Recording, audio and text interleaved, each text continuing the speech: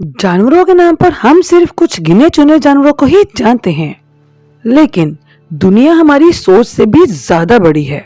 यहाँ पर बहुत सी ऐसी चीजें हैं जिनसे हम अनजान हैं। जैसे कि बात अगर जानवरों की ही करें तो इनमें भी बहुत सी ऐसी क्रिएचर्स हैं जिनके बारे में हम पूरा नहीं जानते। इवन उनमें से तो कई जानवर ऐसे हैं जिनको आप देखकर कुछ देर के लिए सोच में पड़ जाएंगे कि ऐसे भी जानवर होते हैं क्या।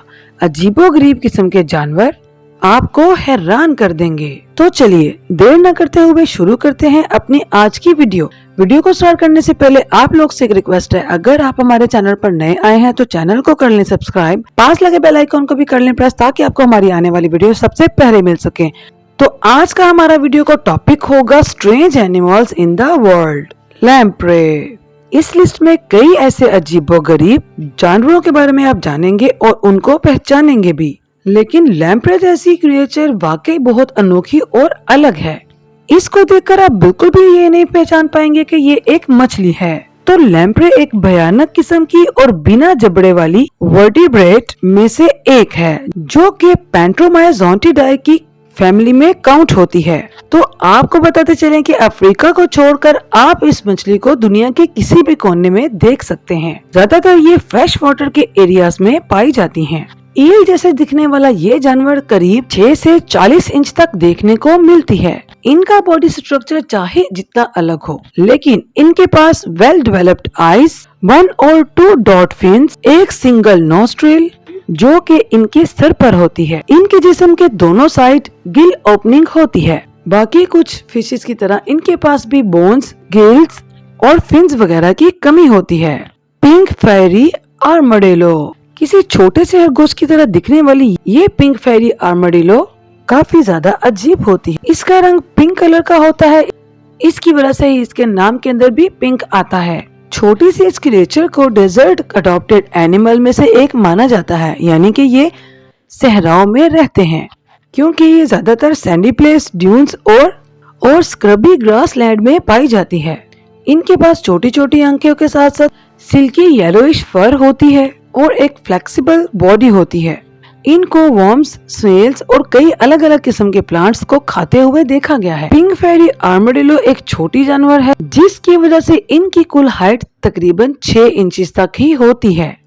वो बात अलग है कि इंडेंजर्ड जायंट आर्माडिलो की हाइट करीब 5 फुट तक होती है और इनका वेट भी तकरीबन 30 किलो तक पहुंच जाता है।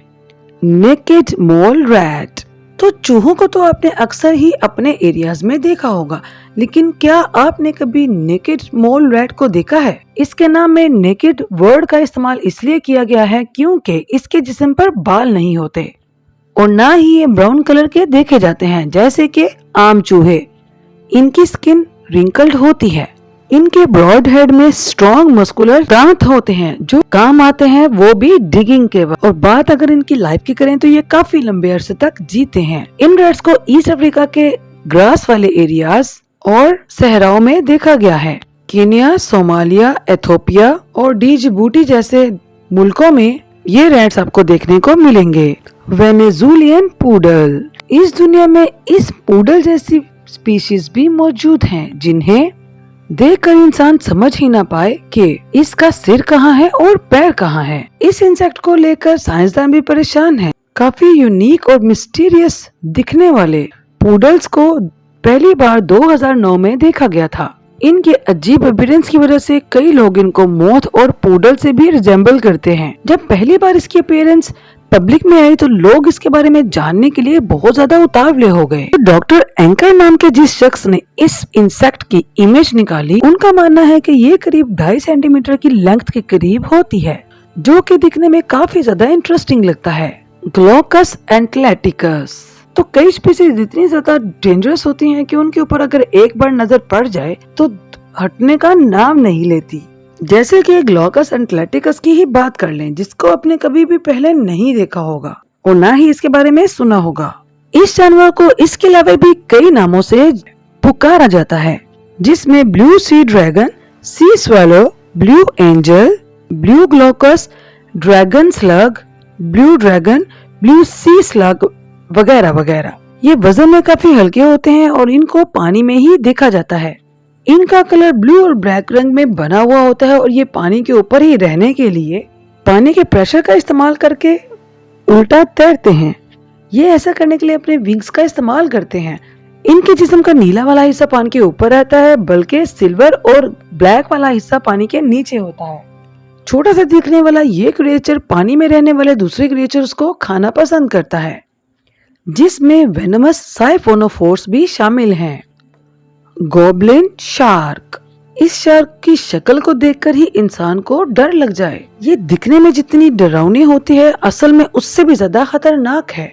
Goblin shark deep sea shark की एक रेयर क्रिएचर है, जिसको कई बार लिविंग फॉसिल्स के नाम से भी जाना जाता है। इनकी बॉडी दिखने में काफी अलग और पिंक कलर की होती है, जो के दुश्मन को टक्कर देने के काम आते हैं।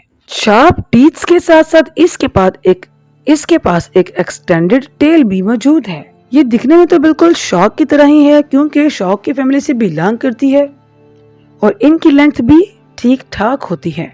इनको अक्सर 11 से 20 फुट तक देखा गया है। माइक्रोपिना एक ऐसी फिश है जिनको देखकर आप भी हैरान रह जाएंगे, क्योंकि इस फिश की आगे वाली बॉडी बिल्कुल ट्रांसपेरेंट होती है, जिसमें फ्लूइड लाइक सब्सटेंस भरा हुआ नजर आता है। तो सोचिए कि आप बैठे बैठे ही इस फिश की ट्रांसपेरेंट बॉडी को अब्सॉर्ब कर सकते हैं।